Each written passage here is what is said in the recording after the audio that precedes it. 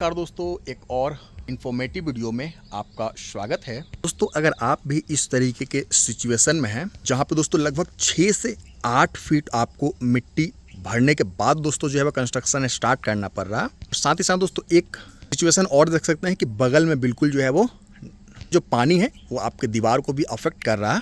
एक ऐसा तरीका बताऊंगा दोस्तों इस वीडियो में जिससे आपके दीवार पे कभी क्रैक भी नहीं आएगी और साथ ही साथ दोस्तों आपके दीवार पे जो है वो पानी का कोई गलत प्रभाव भी नहीं पड़ने वाला है। आप देखेंगे बिल्कुल चारों साइड से देखेंगे दोस्तों लगभग जो है वो 8 से 10 फीट तक भी देखेंगे दोस्तों कहीं कहीं पे जो है वो ग्राउंड से एलिवेट करके जो है वो घर को बनाया जा रहा है, ताकि क्योंकि दोस्तों अभी रोड बना हुआ नहीं है और अभी दोस्तों आप देखेंगे ना मैक्सिमम जो प्लॉट है उसमें कंस्ट्रक्शन नहीं हुआ है। आप अगर पहले व्यक्ति हैं जो उस एरिया में कंस्ट्रक्शन कर रहे हैं ना, तो आपको सबसे पहले जो है वो प्लिंथ लेवल की अच्छी खासी हाइट रखनी होगी, ताकि आपका जो घर है किसी भी केस में फ्यूचर में जब रोड बनता है या फिर आसपास के जब घर बनते हैं तो वो नीचा नहीं होना चाहिए।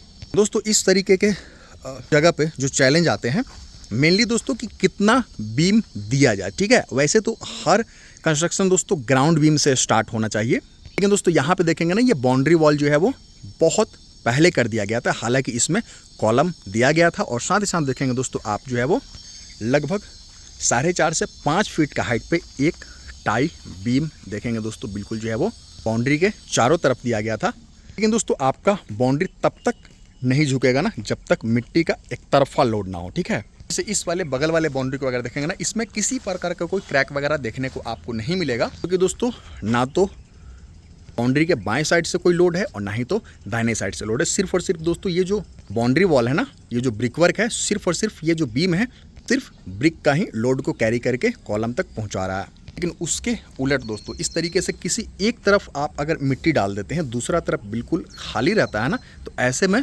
बाउंड्री में क्रैक्स वगैरह के सबसे ज़्यादा चांसेस होते हैं। तो दोस्तों कई बार होता है ना कि लोग बिल्कुल प्रॉपर्टी लाइन पर कंस्ट्रक्शन करवाते हैं, तो उनके लिए दोस्तों ये तो बाउंड्री ही चल जाएगा। ठीक है, लेकिन आप कभी नहीं चाहेंगे कि आपका जो घर का बाहरी हिस्सा है ना एक तरफ इस तरीके से पानी के संपर्क में हमेशा रहे। दोस्तों ऐसे केस में आपके बगल में अगर कोई वाटर बॉडी है या फिर दोस्तों नाला वगैरह है, तो ऐसे केस में आपको बाहरी दीवार दोस्तों रिटेनिंग वॉल का होना चाहिए। आप किफ़ायती रिटेनिंग वॉल बनाने के लिए दोस्तों 4.5 इंच का 6 mm और 8 mm के सरिया के साथ बाहर दोस्तों 4.5 इंच का ढलाई कर सकते हैं, ताकि जो नाले का पानी है वो आपके घर को अफेक्ट नहीं करेगा। और दूसरी चीज़ दोस्तों उससे एक्स्ट्रा मजबूती मिलेगी। और स्ट्रेंथ के लिए दोस्तों बिल्कुल 4.5 इंच का जो ब्रिक वर्क है वो आपको इंटरनल पार्ट में करने चाहिए। अगर दोस्तों आपने बाउंड्री वॉल इस तरीके से बना लिया है, मान लीजिए इस केस में दोस्तों बाउंड्री वॉल पहले से बना हुआ है, इसमें देख सकते हैं कॉलम भी है और बीम भी है, इसको आप तोड़ना नहीं चाहते बल्कि अलग से आप अगर घर बनवाना चाहते हैं ना, तो ऐसे में दोस्तों जब भी कंस्ट्रक्शन स्टार्ट होगा ना, तो आपको ग्राउंड बीम से ही कंस्ट्रक्शन आपको स्टार्ट करवाना चाहिए। ठीक वही काम दोस्तों इस वाले साइड पे भी हो रहा है। आप देखेंगे ना ये जो सेटबैक एरिया है, आप देख सकते हैं दोस्तों 3 फीट प्लस का जो सेटबैक एरिया है, तो आपका जो बाउंड्री वॉल है सिर्फ और सिर्फ इसी सेटबैक एरिया में जितना मिट्टी डाला गया है दोस्तों, सिर्फ इसी के लोड को ये वाला बाउंड्री वॉल झेल रहा है। यही कारण है दोस्तों कोई भी क्रैक्स वगैरह देखने को नहीं मिलेंगे।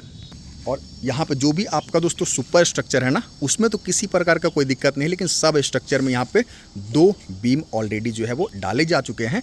और उसके बाद दोस्तों प्लिंथ लेवल पे एक डीपीसी का लेयर भी आपको देखने को मिलेगा। कुछ इसी तरीके का काम दोस्तों मैं घर के इस साइड भी दिखाऊँ ना, इसी टाइप का काम आपको देखने को मिलेगा। बाउंड्री वॉल आप दोस्तों किसी भी तरीके से बना सकते हैं, लेकिन दोस्तों जो आपका घर बने ना, तो उसको हमेशा ग्राउंड बीम से ही स्टार्ट करना चाहिए।